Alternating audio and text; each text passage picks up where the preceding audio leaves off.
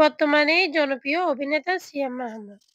তার অভিনয় এবং গুড লুকিং এ সবারই মন কেড়ে নেয়। তার অভিনয়ের মাধ্যমে অল্প সময়ে সবার নজরে চলে আসে। সিয়াম আহমেদের কার সাথে অভিনয় করতে খুব ভালো লাগে? কার সাথে তার পারফেক্টলি অভিনয় করতে পারে? এইসব বিষয় নিয়ে আজকের ইন্টারভিউ দিচ্ছে সিয়াম আহমেদ। ছিল ও সব কিছু যখন অ্যারেঞ্জ করেছিল আমার জন্য এটা সবসময় স্পেশাল হয়ে থাকবে, কারণ হয় না যে শুটিং সেটে তো আমরা সবাই সবার ফ্যামিলিকে মিস করি, আমরা আমাদের বন্ধুদেরকে মিস করি, কিন্তু ওই সময় তো আমার শুটিং সেটে মানুষজনই আমার ফ্যামিলি। তো তখন যখন একজনের জন্য কেউ এতটুকু স্টেপ নিতে পারে, ওই মাঝ নদীতে কেক অ্যারেঞ্জ করা, মোমবাতি অ্যারেঞ্জ করা, বাচ্চাদের ছোটো ছোটো গিফটস রেডি করা, তো এটা আমার কাছে সবসময় মনে থাকবে।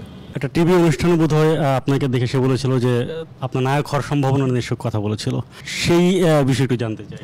আমি তখন হোস্ট ছিলাম, তো আমি যখন হোস্ট ছিলাম তখন একটা শোতে উনি গেস্ট হিসাবে এসেছিলেন, এবং শোয়ের মাঝখানে এবং শোয়ের শেষেও উনি, মানে আমি তো খুব ক্যাজুয়ালি উপস্থাপনা করতাম, কারণ আমার উপস্থাপনাটা আমার ব্যক্তি জীবনে আমি যেমন এরকমই। তো তখন আমাকে ও বলেছিল যে এই তুমি তো খুব সুন্দর করে কথা বলতেছো, দেখতে তো ঠিকঠাক আছো, তোমার তো নায়ক হওয়া উচিত, মানে আউট অফ নোওয়্যারও এটা বলেছিল। তো তখন পর্যন্ত আমার এসব কোনো প্ল্যান ছিল না, তো বাট সে সেটা মনে রেখেছে, এবং ওইটা অনেক বছর পরে এসে বলেছে, হচ্ছে মনে হয় বিশ্বসুন্দরীর সময়, যে আমি এই ছেলেকে অনেক আগে বলেছিলাম তোমার হওয়া উচিত নায়ক, আর এখন তুমি আমার নায়ক। কয়েকদিন আগে পরিমণি একটা স্ট্যাটাস দিছিল যে সিয়ামকে কখনো কোনো নায়িকার সঙ্গে হাত ধরে কষ্টাকষ্টি করতে দেখি নাই, তার এই ব্যাপারটা হেব্বি লাগে। এই বিষয়ে আপনার? ধন্যবাদ।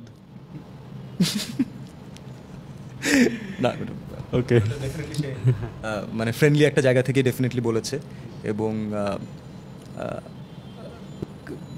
ও যেভাবে রভাবে লেগেছে আমি সেভাবে বলতে চাচ্ছি না, বাট আমার মনে হয় আমাদের প্রত্যেকেরই একটা ক্যারিয়ারের জায়গা আছে, এবং সেটাকে আমরা সম্মান করি, আমাদের কো আর্টিস্টদেরকে আমরা সম্মান করি, আর আমাদের প্রত্যেকের একটা পারিবারিক জায়গা আছে, ফ্যামিলি আছে, সেটাকে আমরা আরও বেশি সম্মান করি।